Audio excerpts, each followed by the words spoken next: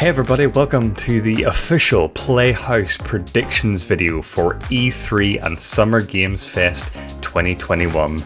Hey guys, Tim here with Playhouse. I'm here to do my predictions for E3.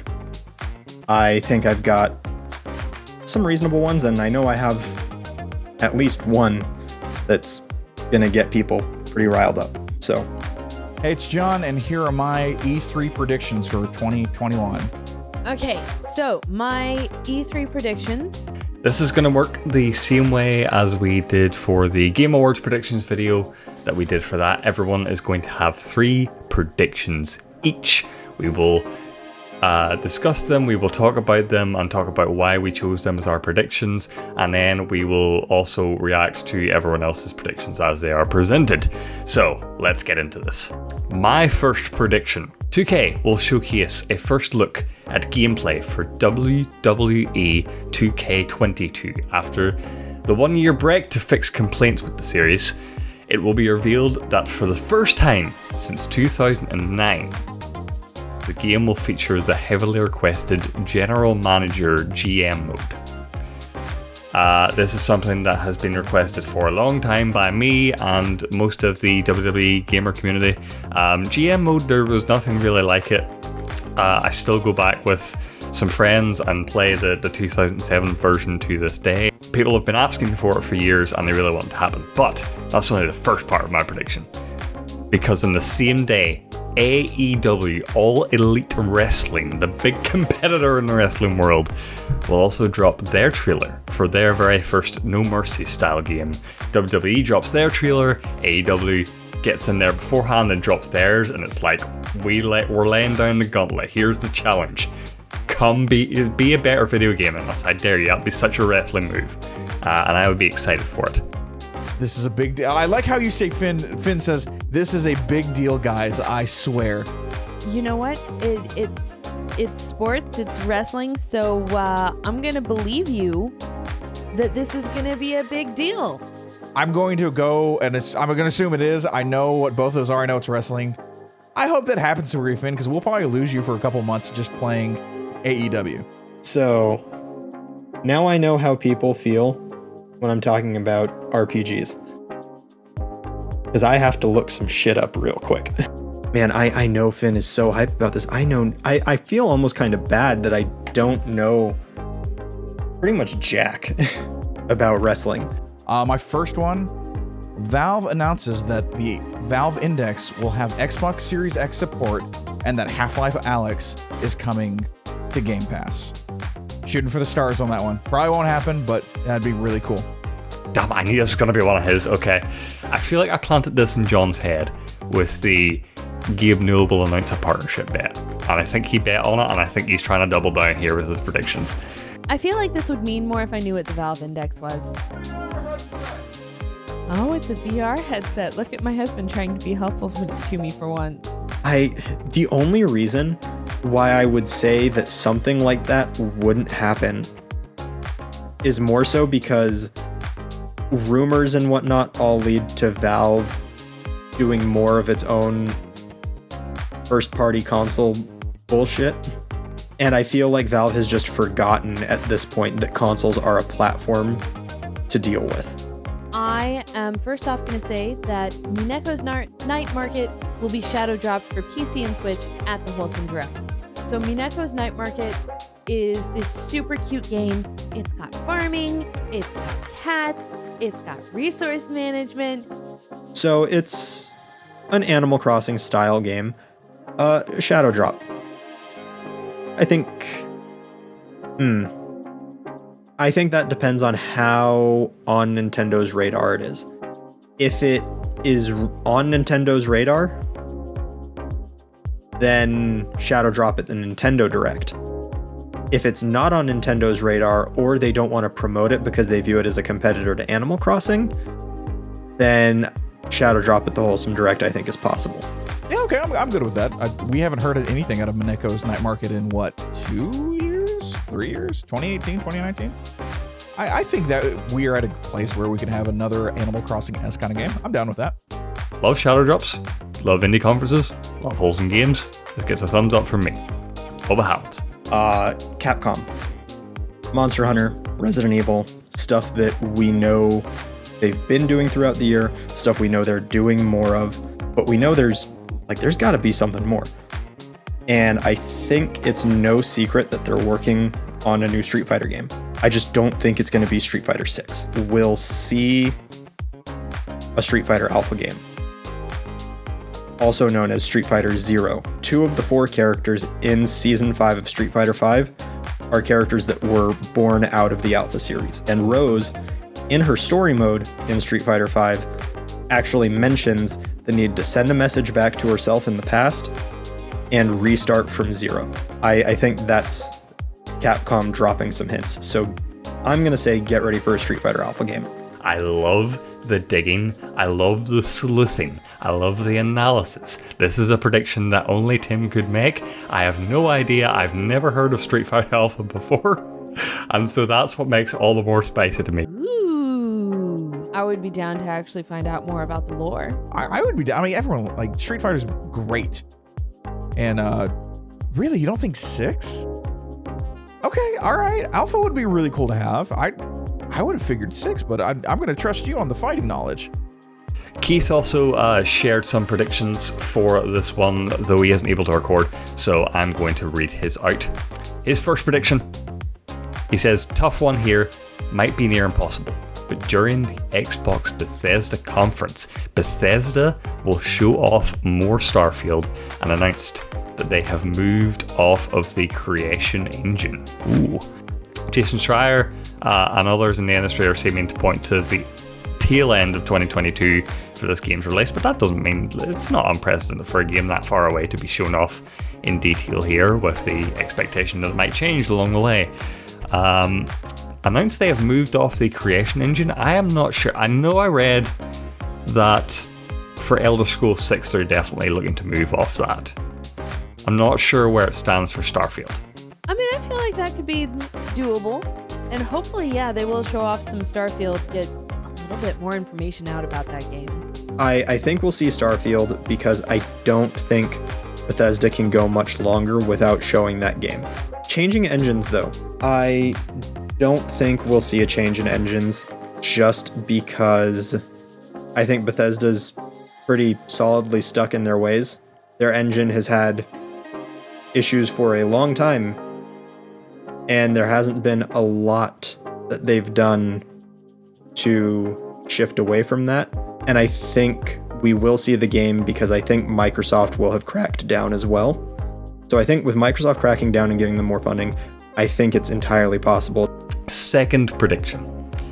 The Nintendo Direct will feature the announcement of a new WarioWare game, designed with the Switch Lite in mind. The big darling of this Nintendo Direct is going to be the Switch Pro and what it can do and what games are coming out for it, but I think they're going to still want to show the Switch Lite and the original Switch some love. So yeah, I feel like it's time for a new WarioWare game, and this one could do some cool stuff because obviously we're on a brand new console now, so I think this game will be called WarioWare All-Stars, and will showcase mini games that are crossovers from other popular Nintendo Switch icons. It's going to be like a giant crossover in mini-game form of all the best of Switch to sort of celebrate what that console has done so far. An example of one such crossover mini-game could be that you are in the Animal Crossing's New Horizons island, and you have to escape the island with all of Tom Nook's money while he's chasing you with a giant net or something. I mean, clearly that needs to happen. Duh. I think we're at the point where we could get another WarioWare game. It makes a lot of sense, and I'm actually down with this idea. That take advantage of that initial showcase of the Switch. Because early trailers for the Switch had them playing Mario Party with like 4 Switches set on a table around each other, and people playing screen to screen on each other's Switches. I think if they could make a, undocked only, so to speak, Wario game that took advantage of those kinds of systems, you could have a lot of interesting stuff with WarioWare. The only thing I worry about was that WarioWare loved its motion controls, at least back on the Wii it did. My second one is Nintendo will actually drop the Nintendo 64 online shop the day of the conference. So shadow dropping online for N64. We all want it. That's the next one in line. Hopefully we will get it. Okay, Nintendo 64 online shadow drops, please. Please just do it, Nintendo. Just do it. Like Mario 64 would have to be on there, but they just did the stupid thing where they... But then maybe that's why? If there's any good reason for you to have taken Mario All-Stars offline, it was because you're doing more virtual consoles or you're streaming for the Switch. Do it. Give us Ocarina of Time. Give us Majora's Mask. Give us, Star Fox, Donkey Kong 64. Like, just do it. I would be down. Even if you have to pay for the games, like that way we can pick and choose what games we want, and they're not the crappy games that Nintendo still owns. Next, I say that Xbox is going to announce that Game Pass will be coming to Switch, but it will only be available in docked mode for the Super Switch. So that's how they get around some of the issues with upconverting for the Switch. Spicy. I like it. I think there's a lot going on still with Xbox and Nintendo that I could see this happening. That'd be the cool way to get more games on the Switch and kind of promote the crossing between those two again. I would like that. So you would have to... They already have this thing where it's like, okay, this thing is coming out for Game Pass on console, this thing is coming out for Game Pass on PC, this thing is coming out for both, this thing is being streamed. I think if they were putting Game Pass on PC, this is what I'm trying to get to, it would be streaming only, at least for now. Having it be docked only, Now I have to question, like, could you run Halo the Master Chief Collection on a docked Switch Pro? Like, I don't even know if that's possible. I have no idea what my expectations are for the Switch Pro anymore. I just don't think it's going to happen. Not even because of Xbox. I think that's just all on Nintendo. I think Nintendo's just going to wall itself off. I think they're just going to stay there in the as they've liked to say in the Apple versus Epic case in recent months, the walled garden. I think Nintendo's just going to stay there. Oh man. So this is the one I'm going to get shit for. I know it. Alright, this one might be a bit of a hot take. I love Tim hot takes. I love them. This is good. E3. Ooh. We're not seeing Breath of the Wild 2 at Nintendo's conference this year. We're not seeing it at E3 at all. We won't see Breath of the Wild 2 here. Oh my god. I don't think it's coming out at all. Like, I don't think Breath of the Wild 2 is coming out in 2021. I think it is going to be March 2022 along with the Switch. I'm still up in the debate on the Switch, but I'm fairly certain to say Breath of the Wild 2 is not coming out until 2022. No, there's no way that we're getting Breath of the Wild 2 this year. I do think that it would pair well with the Switch Pro hardware. I really hope that we get some info about that very soon, but who knows? I've already bet against Breath of the Wild, so I may as well go all in. Love the doubling down. Bringing it back to the Fantasy League, it all comes full circle. My logic for this is, yes, we know the Switch Pro exists. I don't think we're seeing it at E3 because Nintendo is weird and Nintendo does what Nintendo does, and no one can tell them to do anything differently in the same kind of time window that the original Switch did, which is early next year. So the original Switch came out in March when it initially launched, and so I think we'll see a similar kind of release window for the Switch Pro, and with it we'll see Breath of the Wild 2, because we know Breath of the Wild 2 is something that's going to need the Switch Pro with the kind of performance issues that Breath of the Wild 1 originally had on the Switch. Fantasy League pick as well, in counterpicking John, that we will not see Breath of the Wild 2 this year, and we will not see the Switch Pro this year as a part of that. Tim, I didn't pick up Breath of the Wild 2 in our Fantasy League. That was Finn. The counterpick against me, Tim. Know who you're betting against, man. I want it to happen this year, but I think it will at least... No, it has to happen. It has to happen this year. It's this year. 2021, Breath of the Wild 2. Happening. Lock it in. Draft your tweets. Keith's second prediction. Capcom will do a one more thing, where they announce a Breath of Fire collection or a new Breath of Fire in the works. So this is one of Keith's favorite games ever. Like, top game, Breath of Fire 3. But I don't think I've heard the term Breath of Fire come out of someone's mouth more than Keith. So we can only hope that this happens because these games are expensive. Like, getting the original physical games, this is hard to do these days. So please Capcom, let's get some Breath of Fire, because I want to find out why these games are so amazing. I know how much you love Breath of the Fire, Keith, and I just want that to happen for you, man. That would be great. Either way, the collection I'd be in on, a new Breath of Fire, down. That'd be awesome. I have to unfortunately say I think that is the near impossible one. I know Breath of Fire has a legacy. I know Breath of Fire in the JRPG community is a very beloved game and franchise, but it feels to me like Capcom is going all in, kind of away from JRPG, from a lot of what people might consider their roots. But who knows? Maybe with my predictions with the Alpha series, maybe Capcom's reviving their older franchises. If not now, when? If not here, where? My friends, there are moments where we stand at a crossroads, where decisions are irreversible and will forever change the landscape of our world and our industry. Today, we stand at one of those crossroads. If we do not do the right thing here, history will frown upon us, but we will not falter. We will smile in the face of such adversity. We stride forth knowing moments like this are what we live for. We know that E3 is the place where dreams come true. And so we carry this hope in our hearts as we take our first steps into this week. We know that we must do the right thing now, or all hope is lost. So we await our destiny. Nintendo must do the right thing. Activision must do the right thing. Crash Bandicoot will be announced as one of the final 2 DLC Smash characters. I read that whole damn thing just for Finn to tell me Crash is gonna be it. And you have so many hopes. So many hopes and dreams. We'll see how many of them are crushed like lump of fruit. Okay, so I figured this was coming from Finn. I think it's possible. Do I think it's going to happen? I would hope, with this being the last, at least supposedly, last DLC for Smash Ultimate, that we would just get 2 absolute bangers.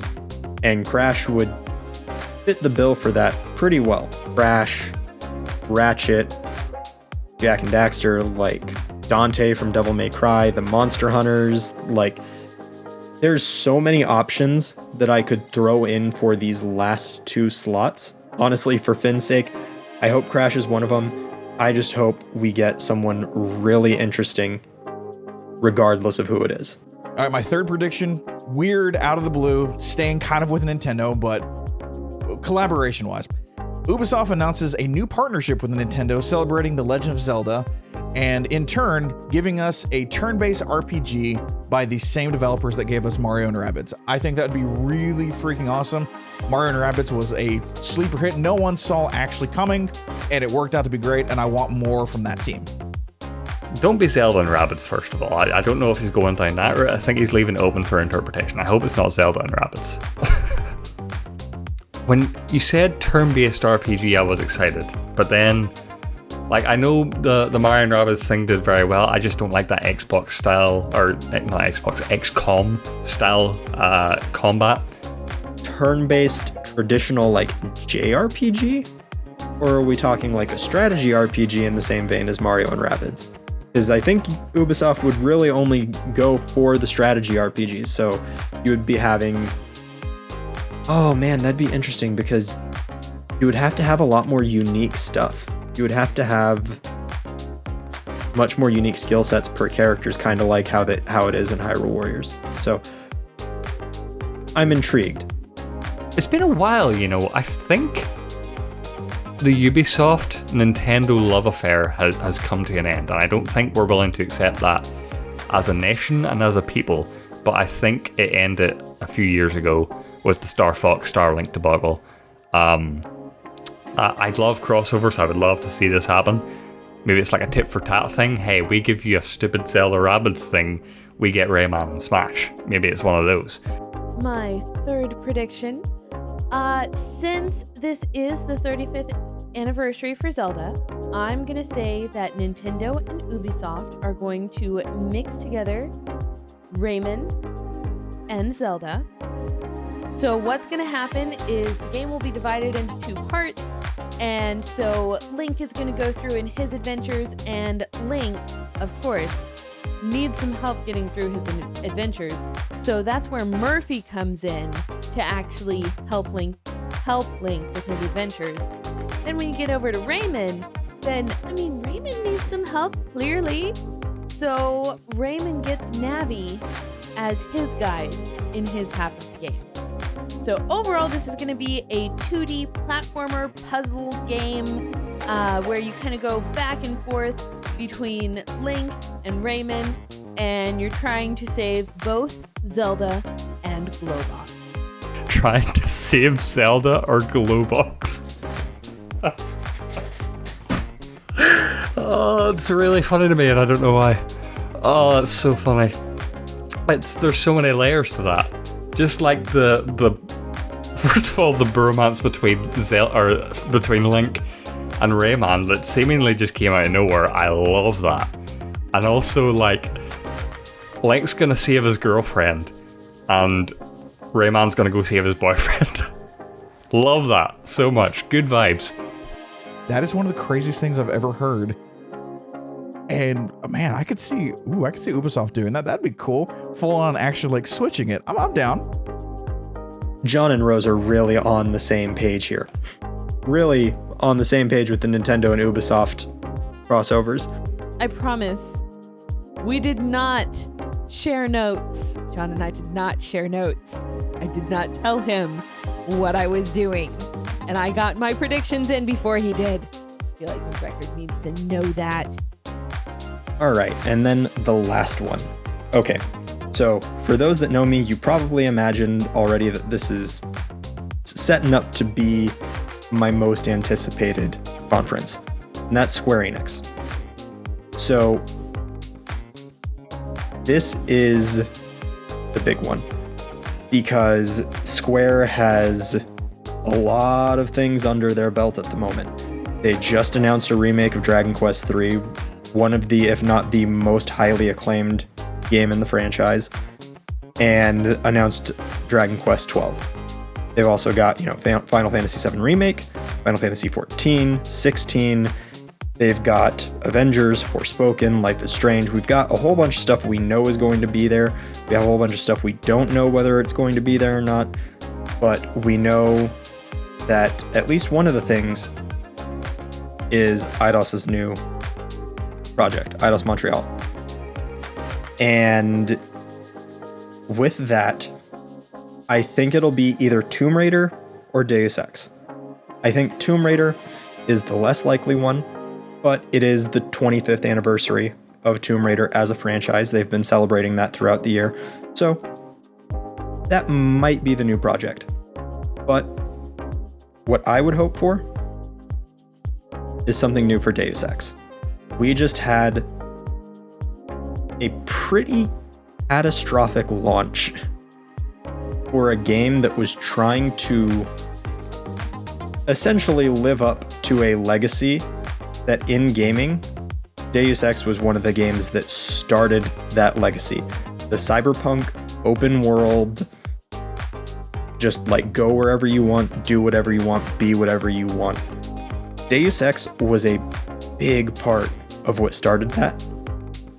And with the flub that Cyberpunk had at the end of last year, now is the time for Eidos and Square and everyone in this area to jump on and capitalize on, hey, look, we're the original, we can do it better. And then after that, I think we're going to see either a Final Fantasy 16 or a Final Fantasy 7 Remake Part 2 trailer, or teaser at least. He just slots that in at the end, just an addendum. Deus Ex will fix the gaming world, and also Final Fantasy 16, and also Final Fantasy 7 Remake Part 2. There's so much to break down here. Okay, I think this would be a good time to bring back, like, this would be the culmination of the Tomb Raider since its 2013 reboot, where it's a lot more silly in a good way. Like, she's got the double pistols, she's like doing flips and stuff that she wasn't doing before, but Deus Ex, I have to go with, is far more interesting. But I kind of like the Deus Ex entry.